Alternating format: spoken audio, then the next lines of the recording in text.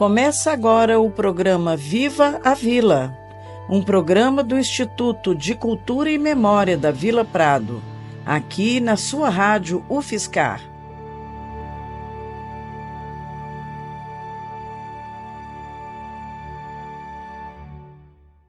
Olá, amigos da Vila Prado. Eu sou o professor Toninho e esse é o programa Viva a Vila e vamos continuar com a segunda parte da audição com Caia Violeiro. Depois um outro ritmo forte que entrou também, que foi tirado aqui do sul do Brasil, com um ritmo chamado Querumana. Tem uma história por trás disso que eu também li, de um historiador. Esse ritmo veio aqui do sul do Brasil, né? E tem uma história interessante. Um dia se levantou essa pergunta, por que chama Querumana? Ou Querumana, né? E a gente procura saber, né? Estudar um pouquinho, ver por quê. Tem vários historiadores brasileiros de música de raiz, violeiros mesmo, Ivan Vilela, que hoje são pessoas muito voltadas à história da viola, tá? Tem trabalhos fantásticos, né? E eu ouvi através de um historiador desse que a música querumana era interessante. Nos bailões, ou os bailão do Rio Grande do Sul, muita gaita, né, que é o acordeão, e lá tinha muitas festas, como tem até hoje, muita gente dança em volta com grupos de acordeão, violões de 7 cordas, 8 cordas. A escola lá é meio paraguaia, né, para violões. Daí vem o Yamandu Costa, que é um violonista violento, vem daquela região, o aprendizado dele, violão de 7 cordas, que é aproveitado no choro brasileiro, né? Então, o Yamandu teve professores paraguaios, porque naquela época dele, até hoje, né, os violões por excelência, assim, os violões espanhóis eram os melhores, né? Até hoje tem uma escola muito forte de violões. Hoje, graças a Deus, o Brasil já tem, assim, luterias e luthiers com top, assim, né? Porque o Brasil, ele já produziu muita madeira nobre, né? Então, os luthiers pegaram esse veio aí. Hoje tem um luthier em cada cidade, produzindo instrumentos. E de alta qualidade. Uma qualidade muito boa mesmo. Então, voltando ao assunto da querumana, naqueles bailão, criou-se um ritmo dançante, né? E nessa época, quando tocava esse ritmo com algumas músicas, não eram músicas cantadas, eram músicas só tocadas, com gaita. Os casais saíam para dançar e deixavam as crianças menores com a irmã, que cuidava do pequeno. Então, exatamente, quando saía para tocar isso aí, o casal saía para dançar, Querumana, vai lá. Querumana, a mana cuidava da criança. Então acabou ficando esse nome Querumana como o ritmo dançante que os casais, pai e mãe, dançavam enquanto a filha mais velha cuidava dos menores. Então ficou Querumana e foi trazido, veio subindo aqui, né? Santa Catarina, Paraná e caiu no estado de São Paulo, pegaram os autores começaram a compor em cima do Querumana, né? Eu nasci no recanto feliz, bem distante da povoação. Olha ali que eu vivi muitos anos, com papai, mamãe e os irmãos. Nossa casa era uma casa grande, na encosta de um espigão. Vai por aí. Essa música é de João Mulato e Dona Dinha, uma música que fez muito sucesso. Faz até hoje, chama Meu Reino Encantado. E depois, nesse contexto todo, cateretê, toada, valseado, guarânia, né, querumana, cururu. O acervo da música de raiz está sentado aí, praticamente. Isso vem até a década de 50. E fecha com o último ritmo que eu vejo assim, que fechou com chave de ouro, né? Essa gama de ritmos da música raiz, que é o pagode de viola. Na época, eu me lembro muito bem, foi assim um estardalhaço. Poucos violeiros tocavam esse ritmo. Somente em São Carlos tinha conheciam uma dupla que tocava esse ritmo só. Era Cachiné e Cacheado. O Cachiné ainda é vivo, né? É um exímio músico, canta, tem uma primeirinha fantástica. E nasceu dizem, com um violeiro, dizem que o autor da façanha foi Tião Carreiro, mas outras... Se diz, né, normal, mas não é. É que ninguém sabe realmente, né? A origem. Ele popularizou mais o ritmo. Isso. Ele pegou, o autor desse ritmo pegou o cururu, que é um ritmo bem balançado, né, lá dos indígenas, misturou com o cateretê, que é um balanço mais, e criou-se o pagode de viola. E dizem, a maioria diz que foi Bambico, um exímio violeiro dessa época, né, da década de 50, 60, morreu precocemente, infelizmente. Repita o nome, por favor. Bambico ele chamava. O nome agora me fugiu. Bambico. Bambico. Exímio, é um virtuose, assim, na viola e no violão. Ele gravou para muita gente. Ele gravava em estúdio para violeiros, né, para duplas. Ele gravou para Tião Carreiro muitos solos de viola. Então hoje a gente escuta solos de pagode de viola em discos antigos de Tião Carreiro. Não é que Tião Carreiro não tocava, Tião Carreiro tocava, mas quem gravava geralmente era Bambico, né? Ele tinha um ouvido muito apurado, uma técnica muito apurada mesmo. E ele fez dupla há muitos anos com o João Mulato, com o nome de Douradinho, né? Tem até alguns vídeos na internet, no programa Viola Minha Viola, que ele aparece tocando com o João Mulato. Também cantou com outros artistas, sempre fazendo primeirinha dele, tocando viola e às vezes violão. Mas morreu muito jovem, a gente diz, ele morreu com perto de 40, 50 anos e nos deixou, mas deixou uma escola de violeiros e violonistas. Ele era muito querido por Tião Carreiro e por João Mulato, ele era muito querido mesmo, né? E muito requisitado também. Então, dizem que praticamente dele nasceu o pagode de viola. E Tião Carreiro viu ali a oportunidade, e em 57, quando ele fez dupla com o Pardinho, que é daqui de São Carlos, né? Se conheceram num circo em Araçatuba. Ele cantava com outro rapaz, e quando viu o Pardinho no circo lá, na verdade, Pardinho procurou ele, que ele foi cantar no circo, falou: eu também canto modo de viola, você não quer fazer uma dupla e tal? Falou: rapaz, o meu parceiro aqui está me dando trabalho, ele não quer fazer, ele quer trabalhar. Eu estou pensando em ir para São Paulo, você não quer ir comigo? Falou: eu vou. O Tião Carreiro foi primeiro a convite de donos de gravadoras e de rádios, né? E depois mandou trazer Pardinho para montar a dupla em 1957. Gravaram um LP, 78 rotações, uma música que chamava Resposta do Bombardeio, e a outra eu não me recordo. Mas não era pagode, era um cururu avançado, umas coisas assim. Depois, em 60, 3 anos praticamente depois da dupla consolidada, que eles conheceram o Bambico, né, de gravadoras e rádios, eles gravaram o primeiro pagode de viola em homenagem à fundação de Brasília, da cidade de Brasília, né? E aquilo foi um estrondo, porque esse ritmo, né, que é uma levada que precisa de muito, como é que eu posso falar? Precisa de muita habilidade do violeiro, porque hoje você tem uma gama de pagodes e tem 3 escolas de pagodes, depois eu vou falar, que é o ritmo um dos mais fortes hoje da música de raiz, né? Principalmente para os jovens, no meio dos jovens, quando você vai ensinar viola, né? Fazer aula de viola, tal. A primeira coisa que ele quer aprender é pagode de viola, né?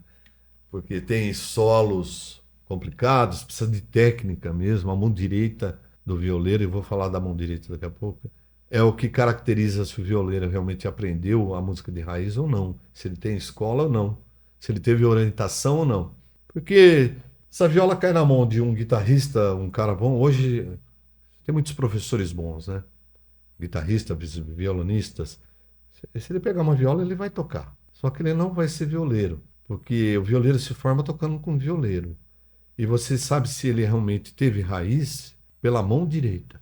Porque ali estão os ritmos que nós acabamos de falar.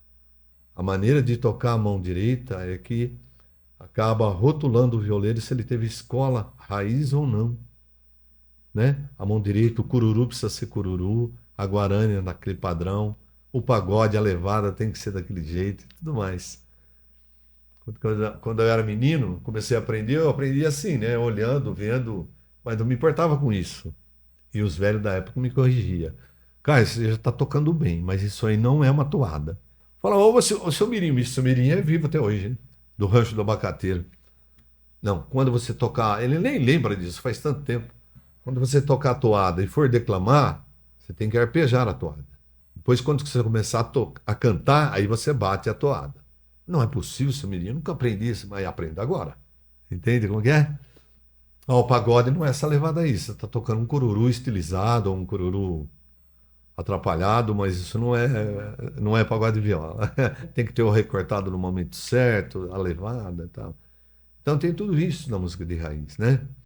E em cima do pagode de viola, vem surgindo outros pagodes, outros estilos. E com ele nasceu três escolas. Três escolas que a gente fala. É a levada do pagode e os recortes é que determinam a escola. Você tem a escola João Mulato, né? São pagodes, né?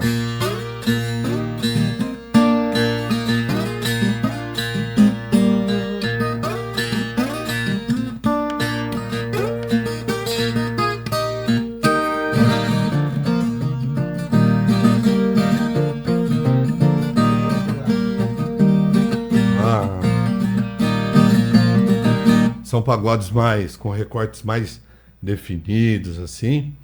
Tem pagodes da escola do goiano, né? O goiano já toca um pagode mais no estilo.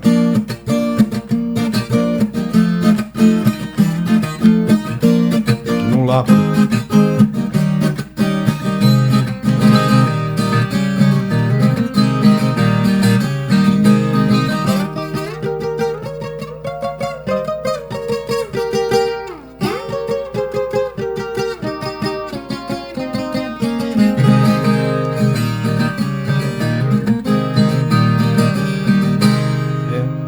O Carreiro, né?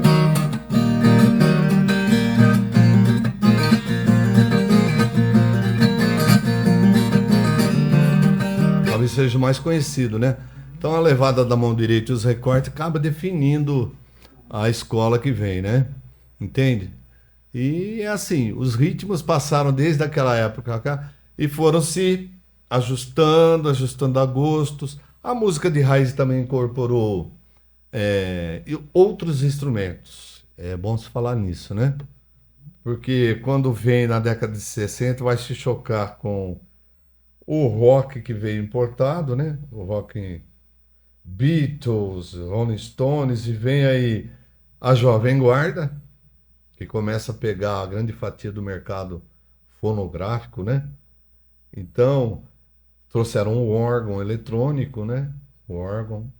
Trouxeram o baixo, o contrabaixo, a bateria, né? E algumas duplas acabaram incorporando. Inclusive Tião Carreiro. Tião Carreiro gravou até tango nessa época.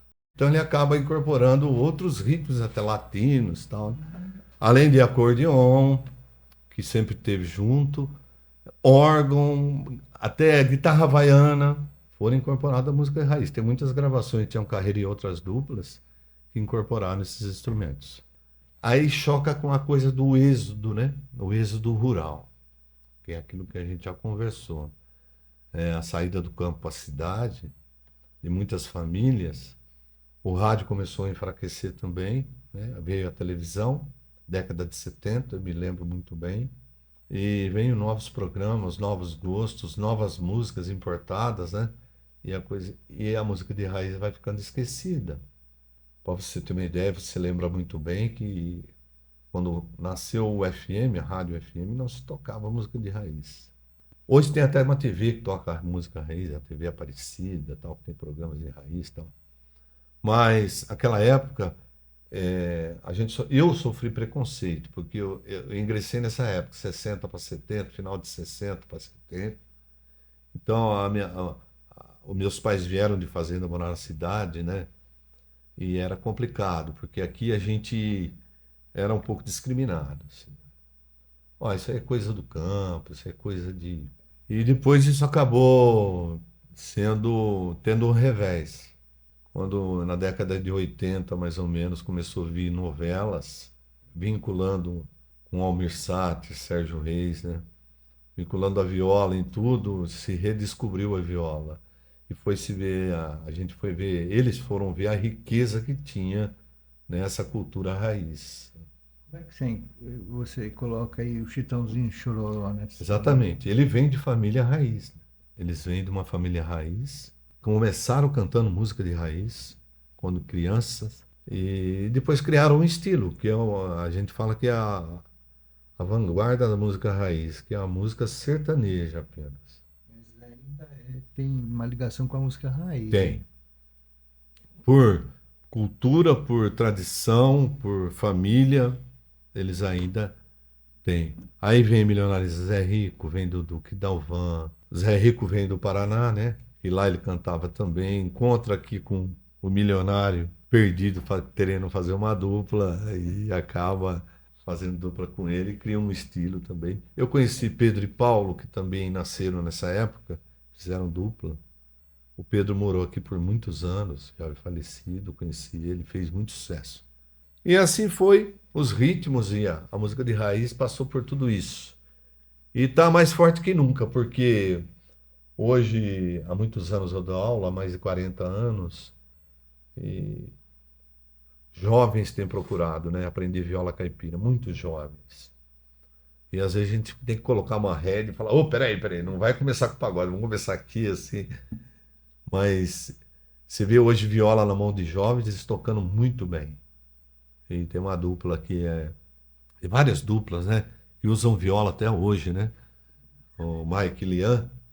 O Lian tem um dos melhores violeiros do Brasil, né? Considerado. Ele foi aluno de Goiano, daquela escola de pagode. Ele foi aluno do Goiano, no Paraná. Ele é desse menino de São Paulo, mas aprendeu com Goiano muita coisa. Então, a juventude vem forte. Hoje tem várias duplas. Mas ainda mais ligado ao sertanejo raiz. Raiz. Eles fazem questão. Já dizia João Mulata, eu não faço discriminação de ninguém. Eu vejo talento em muita gente. E tem duplas sertanejo universitário. Eu vejo muito talento, né? Vejo. Porque muitos dali tiveram avós, pais que eram da raiz. Entende? Mas por opção, talvez financeira, eles pegaram esse filão e aproveitaram, né? Mas lá no particular, na casa deles, na fazenda, você vê muito eles tocando viola, cantando Tião Carreiro, muita gente. Eu já vi... É uma questão de mercado, então. É uma questão de mercado. A gente não pode dizer assim, não, eu acho que tem espaço para todo mundo, né? O problema é que fizeram da música raiz passou por um momento discriminatório mesmo, né? Quiseram esquecer o campo com a vida dura que tinha, segundo os meus antepassados, era uma vida dura mesmo, né? E depois o conforto da cidade, eles acabaram não querendo mais esse tipo de música, tudo mais. Aí vem outros tipos de música importada, ou até mesmo nacional, como eu falei, Roberto Carlos, tal. Também gosto, né? Gostei e tal. Mas acabou abafando a música de raiz, né? Poucas duplas ficaram, e além dessas duplas, poucas gravadoras prestigiaram e foram fechando o mercado cada vez mais, né? E poucos sobreviveram. Aí até que foram morrendo, como está acontecendo. Hoje a única dupla que ainda está ativa mesmo, daquela época, é Lourenço e Lorival, os irmãos, estão com 90 e poucos anos, né? Eles cantam ainda e fazem shows ainda. Uma música deles que é bem famosa, né? Do franguinho, né? É o franguinho na panela, tá? É uma querumana, tá?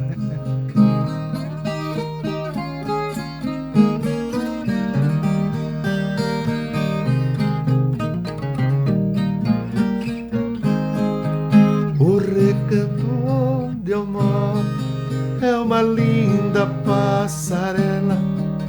O carijó canta cedo, bem pertinho da janela. Eu levanto quando bate o sininho da capela e lá vou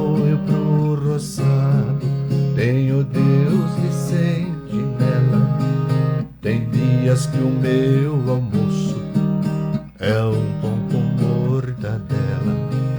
Mas lá no meu ranchinho, a mulher e os filhos tem franguinho na panela.